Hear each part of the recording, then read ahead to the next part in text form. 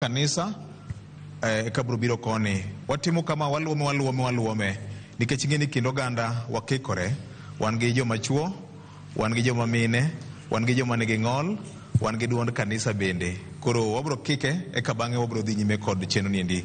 Kami thuolo takwayo ni kawe dakika matinie mogik kisebedo gi ikruok mar miyo wach. Erokamano ahinya.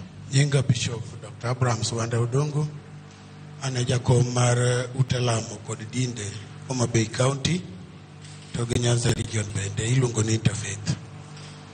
Mokwongo, wawuoye teko ma jopiny nigo. Teko en mana kaka wacho ni constitution omiyo japiny teko. Teko mi japiny miyo japiny chalo sibuor. To jotendwa miyiero ng'eyo mano. Omiyo ginyalo bedo achiel kuom oganda ka gidwa ni gichopi.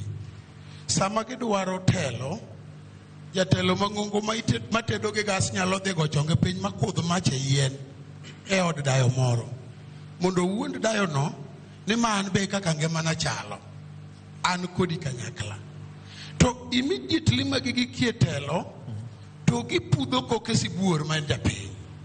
Kendo ginago sibuor ma en japiny. Mamiga olokre ma japiny mondike ma koro chal gima ondiko. Koro gi exploit dhier kod kia mondo mi gisik go kaka gin. Mane momiyo jawacho ni ji karomo go niya, e Kenya ka dhok miwacho miluongo ni languages e 40 gi wiye, kabila tariyo. Kabind joma nego gi joma onge go. Jomodhier gi jo pesa. Mano kabila mag tribes mane Kenya gin ariyo kende. Nikech ging'e language magin. Ng'eni Ja-Kikuyu kata Ja-Kisii modhier ong'e language mar riyo kech mana kaka Jaluo modhier be ong'e language mar riyo kech. Emomiyo an kaka jadolo, seche mwawuoyo kaka jolemo, tiwacho ni jolemo donjo e siasa. To giwacho kamano nikech ok wawach kaka gidwaro, ok waol kwayo.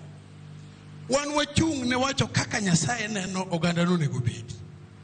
Kendo wan wawuoyo issues. To awe marach ni jopiny pachgi tag ji, personalities to issues.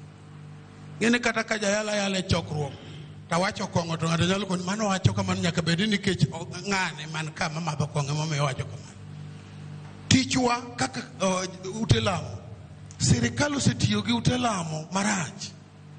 E gari mar jasiasa nigi kanzu mar ja-Islam, nigi kandho mar jaroho, nigi taye mar ja-SDA, nigi gund law kalaw ma kochopo yudo jomoko kalemo to koni gemna mar jogi arwaki. For how long will we continue this?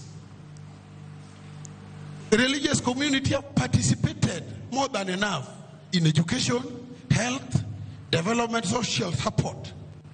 And in fact, what imone nyaka serikal tije monego getem. Iko ng'ama tho en tich serikal nikech en mochiwo burial permit. And the clergy are doing all this on their behalf, including marrying people in the church. Therefore, actually, we should be engaged meaningfully. Wan mokwongo wan jo Kenya. Mar ariyo wan jo ombulu.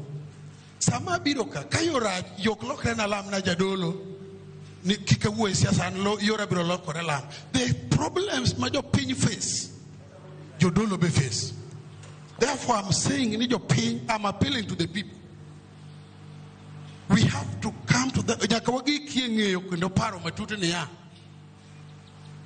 Teko makatibo mewa wane sibuor to kek wawe pudh kokwa managlekewa makoro kata kineno gi chendi wan sibuor ok wanyalo mako kata kayo. Nyasaye Erokamano ahinya ni josiasa rwako nanga mag kanisni mopogore opogore mondo gichale kod joma